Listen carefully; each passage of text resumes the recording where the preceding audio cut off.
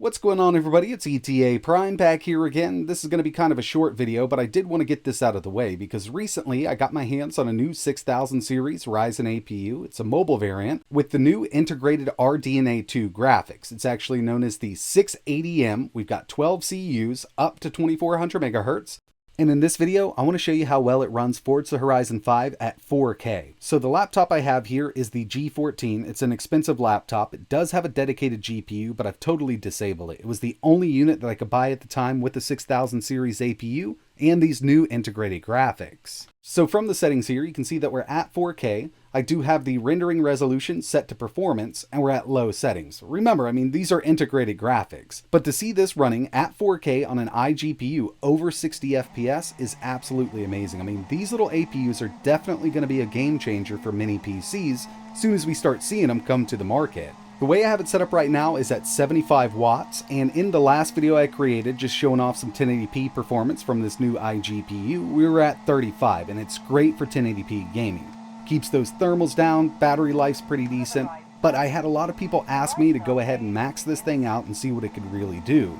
And as you can see here, this is running Forza Horizon 5 at 4K, given we're at low settings with rendering resolution set to performance, but we're getting an average of 63 FPS, and there's no way that the older Vega iGPUs could ever think about doing this. It's hard pressed to run this at 1080p with a low-medium mix. We're right over 60 with those old Vega 8s with a little bit of an overclock, but on these new RDNA2 iGPUs, you can see we can run this at 4K. This is really amazing for integrated graphics. So what I want to do now is just go into the settings. We're going to keep this at 4K, but we're going to change it to high settings. With Forza Horizon 5, we can actually lock that frame rate at 30 or 60, and at high settings, 4K, even with performance rendering resolution on, it's not going to run it at 60, but I'm pretty sure we could get a steady 30 out of it. And I completely understand that a lot of people just want to run this at 60, so with a little iGPU like this, go down to 1080p, and you're getting an average of around 83 to 84 FPS. But keep in mind, the Xbox Series S does have a 4K setting, and when it's running on that unit, it only runs at 30 FPS. Okay, so here we are. Head over to settings. I'll show you that we're still at 4K from the video settings. Got that unlocked frame rate, and our resolution scaling is still set to performance, but from our preset, we're at high settings. So let's go ahead and see what it can do like this. And yeah, we're pulling around 60 watts from that APU. Say a little under 30, over 35 though. Had a nice little drop there.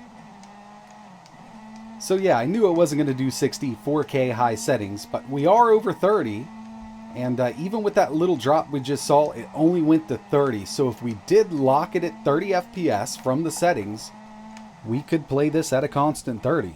So I'm going to go ahead and set that up. We'll just go back to settings.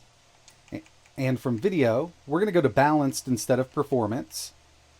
We'll turn VSync on, 30 FPS, and we should be good to go.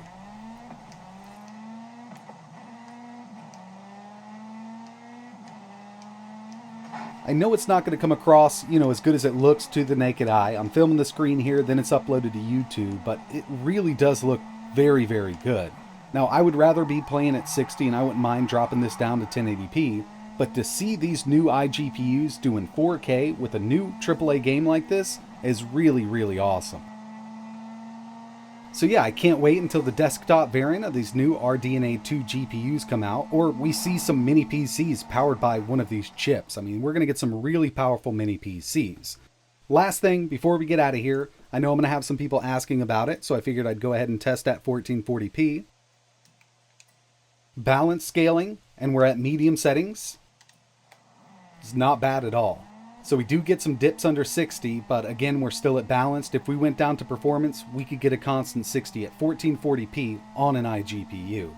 So that's going to wrap it up for this one. I really appreciate you watching. I had a few people asking about, running this at 4K at the maximum TDP, and this is as high as I can go with this setup here. But, if you're interested in checking out just the overall performance at 35 watts for 1080p gaming, check out my first video. Link for that is in the description.